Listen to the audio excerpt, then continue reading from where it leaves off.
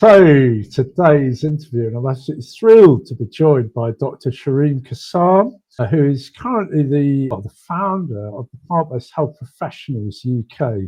Shireen, thank you so much for joining us. Do tell us a little bit more about yourself, first of all.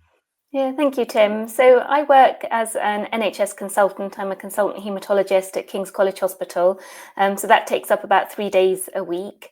I also work at the University of Winchester, where I provide education on plant-based diets and also lifestyle medicine.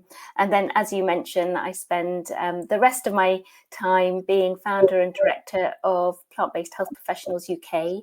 And we're a community interest company dedicated to providing education, advocacy, and initiatives around whole food plant-based nutrition for improving health, promoting sort of a long, vibrant life, preventing chronic disease, and of course, supporting planetary health as well.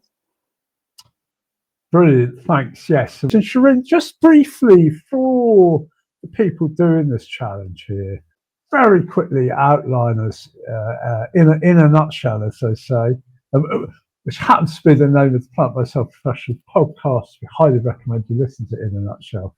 Benefits of plant-based lifestyles for humans. So I think we're in a really fortunate position that we've got decades of scientific evidence demonstrating that a diet, when centered around healthy plant foods, so that's fruits, vegetables, whole grains, beans, nuts and seeds, is one of the best ways to look after our health, prevent chronic disease, and as I say, add years to life. And these are healthy years to life. And it's good for us because we know it prevents some of our commonest chronic conditions. With a whole food plant-based diet, you can significantly reduce your risk of carrying excess weight, developing type 2 diabetes, reduce your risk of cardiovascular risk factors such as high blood pressure and high cholesterol, and it can reduce your risk of actually developing a heart attack or stroke as well. So it's a win-win really, that if we center our diet around healthy plant foods, that we can really protect our health as well. It's always worth saying that, reducing your risk is not no risk at all, but you're doing the best you can to prevent chronic conditions. Yes, and I can vouch for that. I've been lucky enough to be eating pretty much whole food, plant-based diet, certainly plant-based diet for over 40 years now.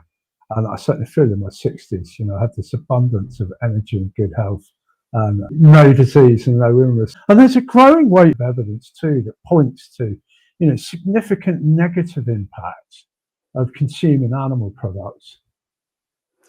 Absolutely. I mean, I think, what you choose to eat in your diet will really, you're making a choice between sort of one or other type of food. And if you emphasize animal source foods in your diet, like meat, dairy and eggs, you're foregoing those really healthful foods. And we know that emphasizing animal sources of protein and animal fats negatively impact our health by increasing the risk of cardiovascular diseases, certain cancers, type 2 diabetes, and even dementia as well. So absolutely, those negative impacts of eating animal source foods, particularly meat, is really quite evident in the literature.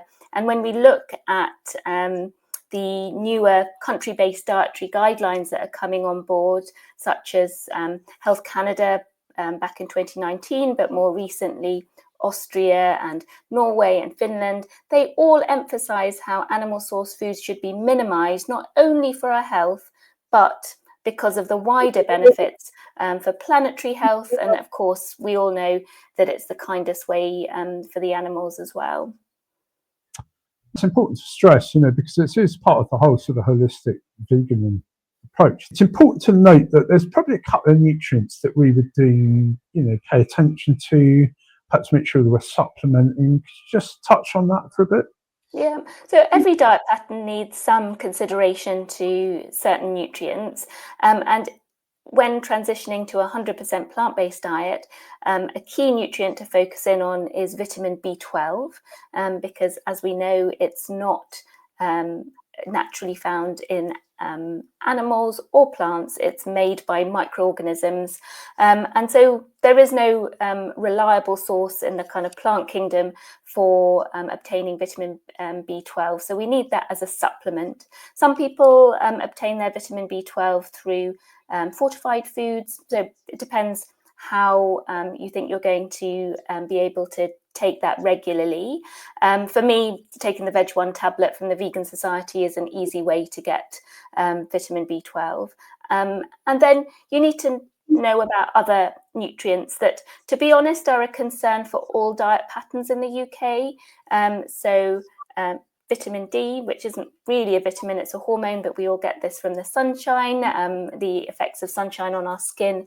We're not getting that all year round. And in the UK, we're all meant to supplement with vitamin D during the winter months. And some of us, like me, with darker skins might want to do that all year round. And again, the Veg 1 tablet from the Vegan Society includes vitamin D as well. And then I think my third nutrient to focus in on is iodine. None of us are doing very well in getting optimal levels of iodine, and that's a global problem, and it's one of the most common nutrient deficiencies globally, and is the commonest cause of sort of brain damage in newborns, actually. And so around the world, countries have decided to support citizens to get sufficient iodine. Some countries iodize their salt. We don't do that routinely, although you can choose to buy iodized salt. It is available to purchase. Again, another way to get your iodine might be fortified products, and a lot of the plant-based milk alternatives are now fortified with iodine, or again, a supplement. And again, the Veg 1 tablet covers your bases. Everyone's going to think I'm paid by the company Veg 1, but I really am not. No, we're all big supporters of and what they do. They do a really good supplement. And I think most diet patterns in the UK are now supplemented in some way or other. If we think about the most common source of iron in regular diets or omnivorous diets, it's mostly from fortified cereals. So, you know, and we all know that we're about to sort of have fortification of flour with folic acid. So all of our diet patterns are supplemented in some way or other. We just need to understand what is required when we transition to 100% plant-based diet. And for anybody, Shireen, anybody wanting to really learn more about it, 21-day challenge, the Plant-Based Health Professionals 21-day whole food plant-based challenge, that's freely available. Just very briefly, just mention that for us, if you would. Yes, thank you. So, as you say, we've developed a 21-day plant-based health challenge, really to focus in on the requirements for your health when transitioning to a 100% plant-based diet. It's a resource that's been put together by our education lead and registered dietitian, Claire Lynch. And it goes through all the basics of how to adopt a healthy plant-based diet. Because there's some common sort of mistakes people make that then sort of put people off, and they're just easy sort of recommendations to know about upfront, so everyone has the best possibility of getting all the benefits out of this way of eating. And what's great is also that Claire and all of our group are very much advocates of healthy habits in general. You know, a healthy diet is not the only aspect of our lifestyle that's needed to protect our health. We all understand well that physical activity is important, regular sleep, you know, managing stress. And so Claire brings in all of those additional healthy habits that will support you to get the best out of your diet and protect your health as well. So it's daily emails into your inbox with videos, recipes, you know, top tips. And then most of the resources can be found on our website, as you mentioned, under the fact sheet section or in the articles section. Yeah, bit like this challenge, really. You know, it's just get your emails and you know, get some tips and stuff, and go at your own pace too. I think that's always important. We all go at our own pace. That's absolutely fine. You know, the pace we go at is the pace we go at. Thank you. Thanks, Tim.